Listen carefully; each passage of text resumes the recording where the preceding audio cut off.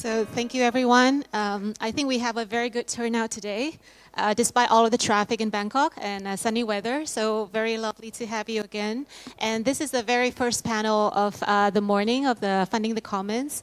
And we have a lot of the amazing builders in the space. And I think I'm very proud that we also can gather a lot of builders from Southeast Asia as well for this event. So maybe can we just give each of you like maybe 30 seconds if you can do lightning introduction about you and what you are doing in the space, starting with Thisana. Sure. Hello. Okay. Hi, I'm Thisana, CEO and co-founder of Noburo. So Noburo started off with a mission that we wanted to reduce the wealth inequalities in Thailand. So the problem now in Thailand is that Thailand, also ASEAN, we see a lot of economic growth, access to credit. But with that together, we started to see that lots of the labor who have access to credit, they started to have a bad credit. Especially in Thailand, we have a problem of the 90% of the household debt to the GDP. And Noburo is born to solve that problem. So what we do is that we are providing financial literacy and financial skills to the blue-collar workers and together with their financial access.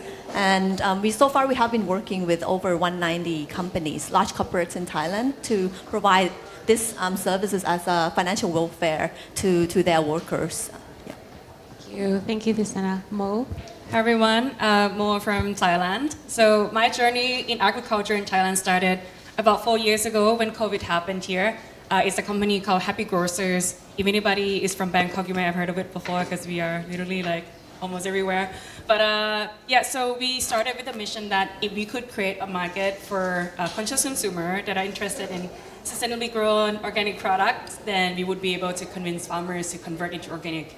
And about a year ago, we did realize that if we really want to make radical change at scale in Thailand, we really need to engage with conventional farmers, so economic crops. And that's when we started to spin off to Happy Ground, where we work specifically with biochar and supporting corporates to deploy this solution at scale. So we're talking about supply chains that have about 10 to 50,000 farmers with the land of around at least 64,000 hectares of land across Thailand.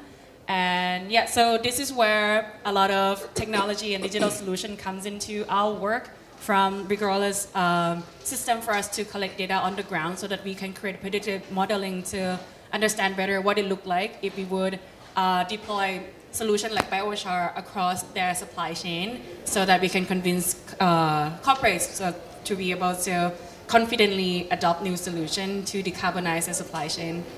And that's what we are doing. Hi, I'm Arch. I'm from Thailand as well. Actually, I wear two hats. The first one is I founded a social enterprise in Thailand about 10 years ago called Social Giver.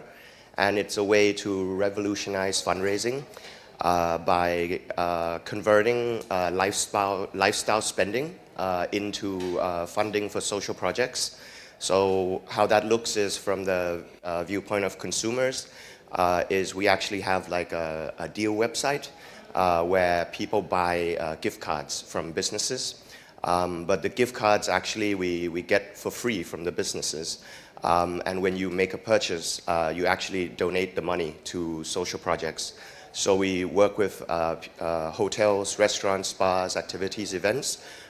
So essentially, you can stay a night at a hotel and fund a child's education for a year, things like that.